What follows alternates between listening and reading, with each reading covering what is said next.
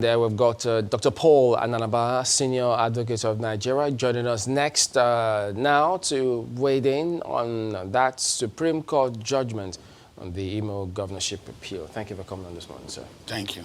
Well, there is a lot of confusion. It's not too clear to many people, even though some said, look, it's as straightforward as, a matter of votes that were not initially added, being added, and something is not as straightforward as simple as that, having come from the tribunal up until the Supreme Court. What is your interpretation of this judgment? Thank you, Chamberlain. I think the first point to make is that every Nigerian should realize that by Section 6 of the Constitution, it is the judiciary that has the duty of interpretation of laws. And that came from the jurisprudence of the American realists, what we call American realism. American realism is the jurisprudential thought that what the judges say and nothing more is the law. That's the American realism. So when you talk about the court, you talk about the apex court, which is the Supreme Court.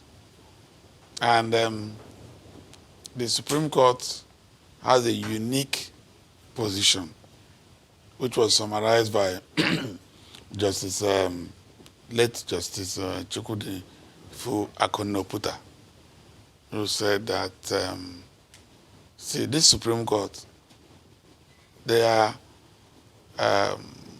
final, not because they are imperfect, but they are perfect because they are the final court. So whatever they say is final. So bringing it back to what the Supreme Court is saying, you see, the Supreme Court, I won't be here to condemn what the Supreme Court has said. The Supreme Court, a typical thing, my brother, is I don't know whether you've seen the record of proceedings from a typical tribunal to the Supreme Court. Many times it's like 10 volumes. And they will wait through it, hear an appeal that day, and give judgment that day. Few hours in between. I don't think that that is what the Supreme Court should be made for. The Supreme Court should take fewer cases. Now, when the Supreme Court comes up and will take 6 appeals from governorship appeals in a day, 5 appeals, 4 appeals, you will hear comments. Because when the Supreme Court, typical Supreme Court gives a judgment, it should be a judgment that is thoroughly looked through. So where should they hear the appeal, and there's a lot of time to look at, and then come to judgment. Now, many people are also not familiar with the Electoral Act.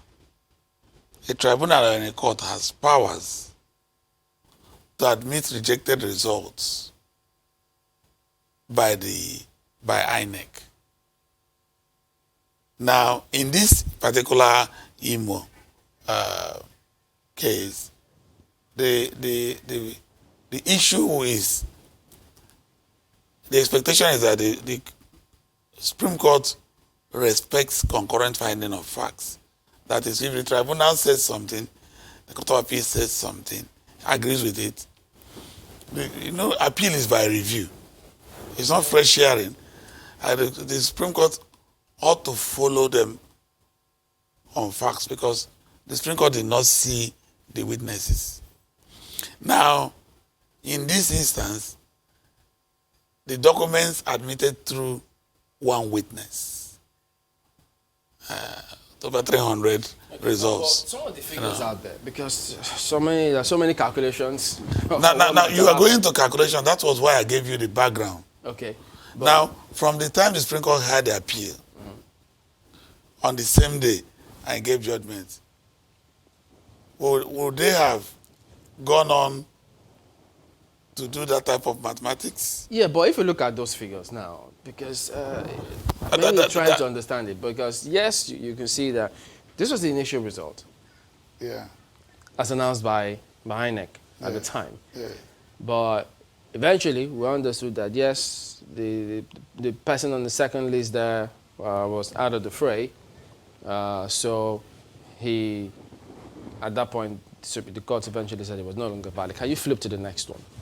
So thereafter, the total number of votes, now if you see the total number of accredited voters, total votes cast, valid votes, and the ones that were voided. And then, in consideration of all of these figures, before they then got to, after the judgment, they now thought, wait a minute, so how did this happen in addition to the initial votes that... No, that's the point. That's the point. Had? That's the point I made. That...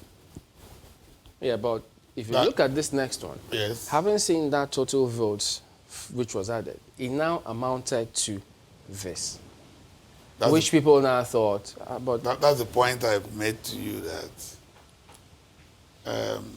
the Supreme Court in its wisdom gave that judgment. Mm-hmm. Now, even when you take a typical pink copy, which was an issue, from where those figures were added, the other candidates would also have scored votes. Yeah, but how did they account for that difference? Because they now thought... Yeah, that's the point. That's the point I'm total making. Number of that's the point valid votes. I am making. That if, Chamberlain, if you are given this type of calculations to do, from the moment the appeal was heard and stood down for judgment, that's when the calculation will be done. The constriction of them could lead to errors. Yeah, but Supreme Court cannot afford to give a judgment that will be read with errors. Because the thing is, you have total number of voters, those who have registered. That can't change. That's the point I'm making. The point I'm making is that I told you that the Supreme Court ought to take lesser cases. Like if that case had been taken and given, the Constitution allows 90 days. I'm not saying because election petitions are sui generis, they should be within 60 days and all that. If they had 1 week, they would have looked at what they are going to add, total number of, how would the number of valid votes be higher than the registered voters, or those who even collected PVC. We are not even talking about those who collected PVC. So, more or less what we're doing is a post-mortem because, like I said, it's not that they're infallible, but they're infallible because they are final. But you know, the counsel to now Governor Hope Uzodimma said something quite instructive, saying that what they presented were overlooked at the previous court. So perhaps the Supreme Court now looked into it. So what does that tell you, that their presentations and arguments? No. That's the point I made. I said the general principle of law, time honored, is that the Supreme Court will respect concurrent finding of facts. But the Supreme Court also has powers. If they consider that the concurrent those facts are perverse, or that they've overlooked something they ought to have looked into. That is the position of the law. And then, in this instance, they have powers, even in Imo, to have looked at what the other side is saying. But the other contention is that if these results were over 300, the position of the law is that they are from polling units. They should come polling unit by polling unit. That's been replayed in all the cases, including the presidential election decision. It is polling unit by polling unit. So one person cannot tender, results for a long time. Right. In the statement, the short statement we have, even though people are still waiting for the comprehensive, judgment, INEC was mentioned, and it perhaps pointed to the culpability of INEC in this whole thing. So, the role of INEC being played, do you think INEC should have some explanation to do in this case? Well, if you're familiar also with the typical election petition, if what I hear, and like I said, until the final result, judgments, I have also colleagues who were in this panel, in these teams and all that. INEC,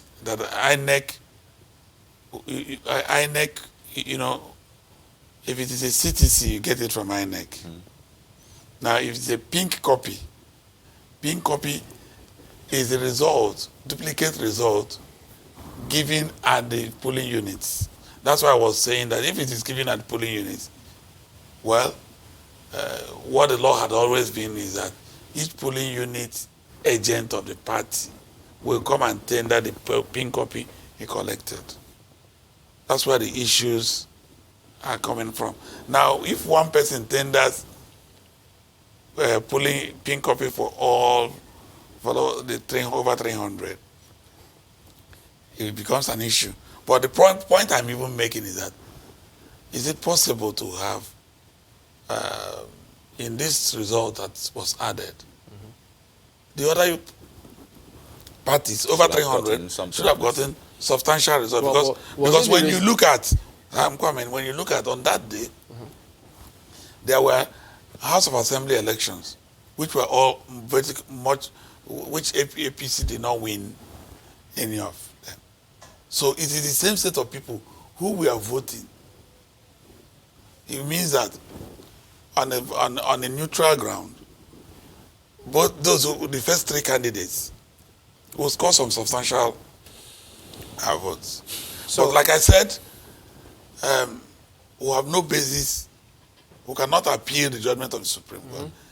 We will respect the opinion of the Supreme Court. Yeah, so because I said they are not infallible because they are perfect. Because it is only because they are the final court. But is it the responsibility of the court to say, well, just as you highlighted, about 70 people contested that election. So if they're looking at the result sheets, it couldn't have benefited just Hopers of them. The Electoral Act permits the court to do calculations. And not just leave it to INEC, as they've done in some cases. No, you see, INEC, that is why there's a tribunal.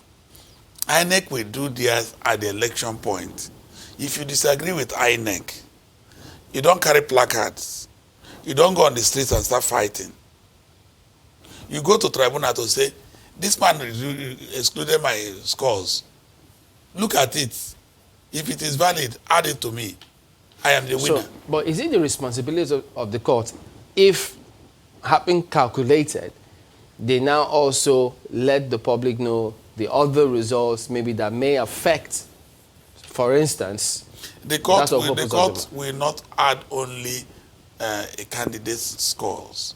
The court will add what is in the result sheet. Even though the other parties didn't come, that wasn't part of their prayer. Yes, if it gets to that point, the Supreme Court is supreme. That's why it's said it's to be supreme. And how they interpret the law, they will interpret the law in the interest of justice. That's what is expected of them. What they could do are varied.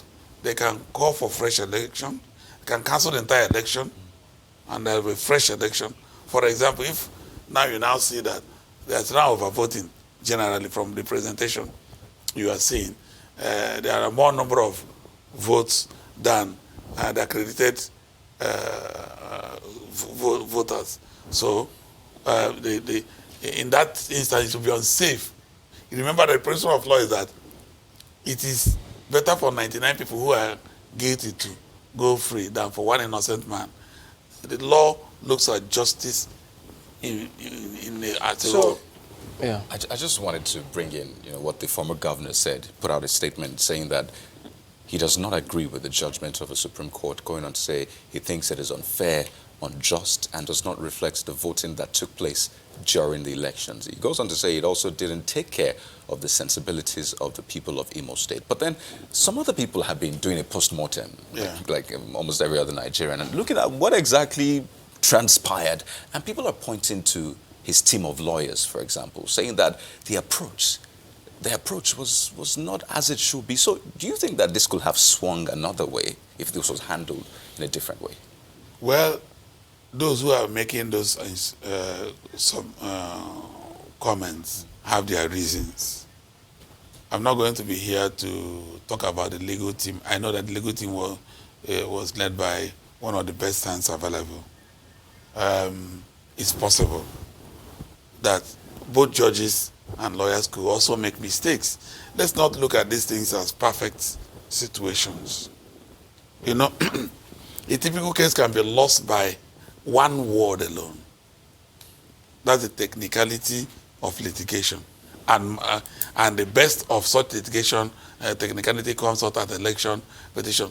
Don't forget that on the two sides are teams of senior advocates. I know what you know. So it happens. In this instance, I'm not saying it is, I can't say it is a legal team. If you look at the proceedings, both teams, as legal teams, will also make mistakes. Yeah. Well, let's also get the views of Doye Federakumo. He joins us on the line from Yenagoa on the same matter. Good morning and thank you for joining us today. Well, could you tell us, what is your impression about this judgment? Well, the first, good morning, Chamberlain. The first point is that, hello, can you hear me? Yes, please, go ahead. Yes, the first point we should understand is that we are yet to see the judgments. Nobody, for excepting for those who are actually directly involved in the prosecution of this case on both sides, we do not know the facts other than what has been reported in the media. Now, you would notice that it is actually the petitioner, the plaintiff, that nominates an issue for trial. He's the one that goes to court to say, this is my grievance. Can you determine it? Can you look into it and give me the relief I claim?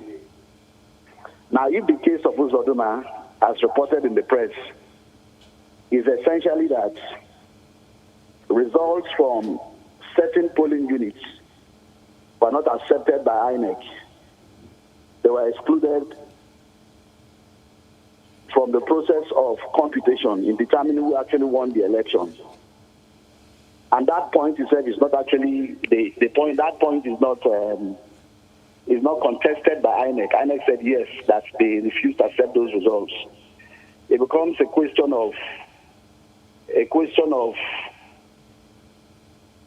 what evidence was basically led by the petitioner Uzodima. If the results were actually accepted as being admissible, then the court of law is actually bound to act upon them. Now, what will now happen on the other side will now be to provide the legal justification for refusing to accept those results. Now, ordinarily, it is important to understand that polling unit results, they are the bedrock, the basis. In Omopro against Achasi, it says they are the foundation of the electoral pyramid. They are the most important results. In fact, in that particular case, it was decided expressly that the court of law has the power, the virus, to collect unit results and determine a winner. In fact, there are a series of cases from that point in time on to date. So we must understand that on the basis of that, the first point is that if you say there was no election, which forms the basis of your cancellation, the results that were tendered in court in the first place, were they product of your agents? I'm talking about the polling unit results. If I go ask you this, should the Supreme Court have been bothered to find out where did they get, Mr. Uzodima get those forms, EC8As, which from the tribunal up onto the Supreme Court were not accepted by INEC, but they were presented by policemen via subpoena? Shouldn't they have asked the authenticity of those? Yeah, this is what happens.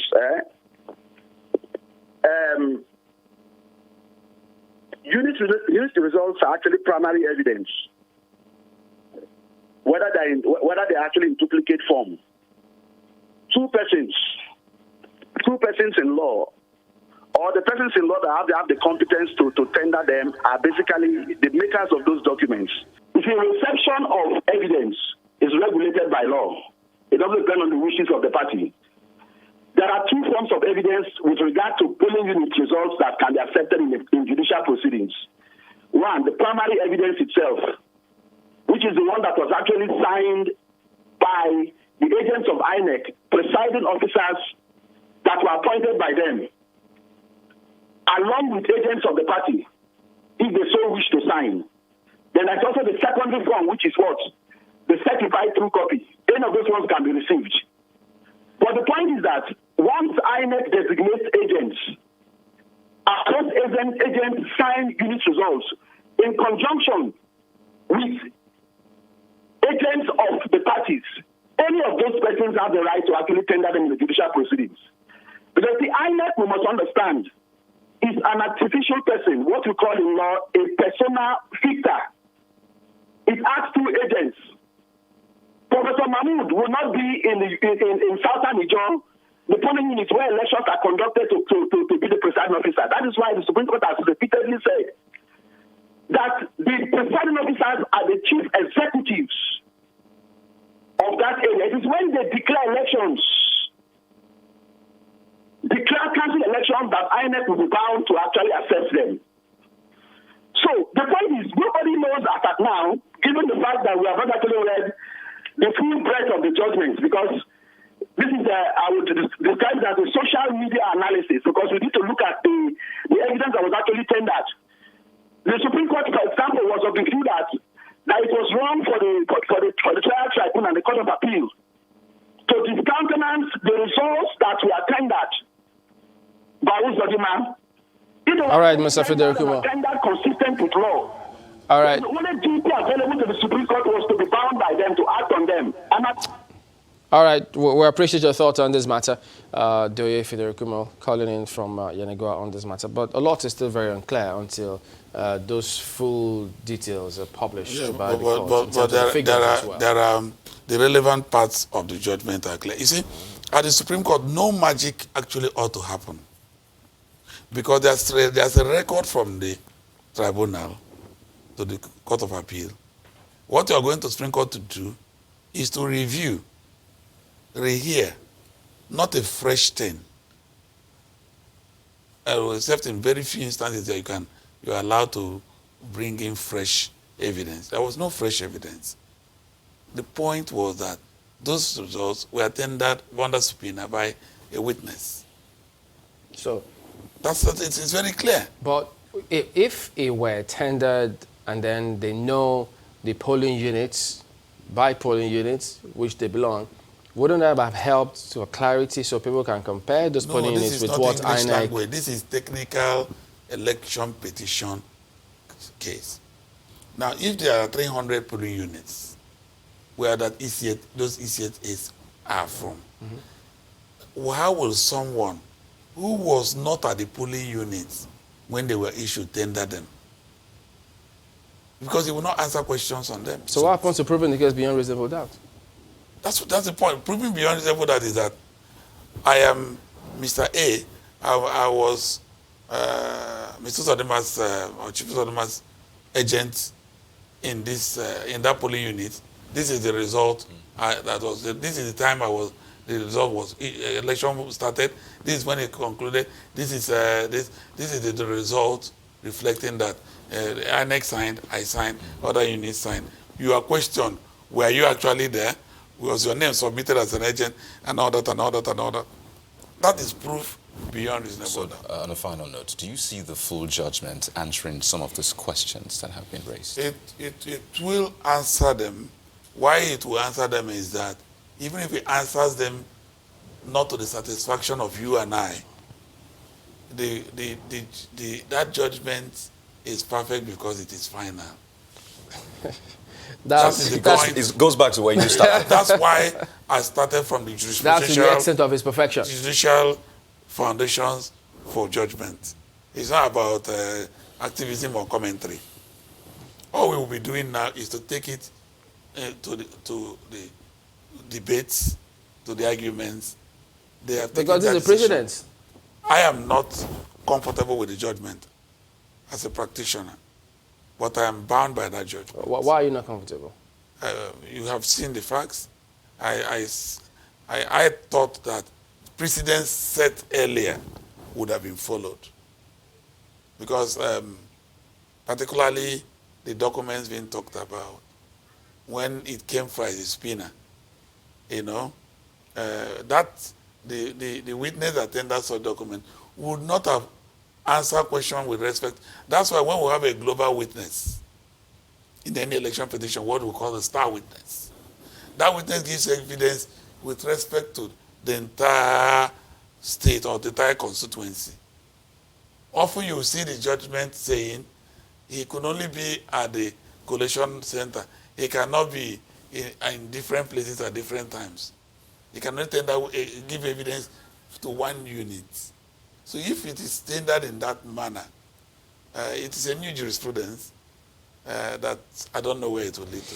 Yeah, so there you go. Those figures, some of the assumed figures, those calculations, that's what we brought. I mean, whatever the court says we'll know soon. Is the right thing. So different calculations out there really on this matter. So Dr. Paul Ananaba is a senior advocate of Nigeria. Thank you for your time this morning. Thank you.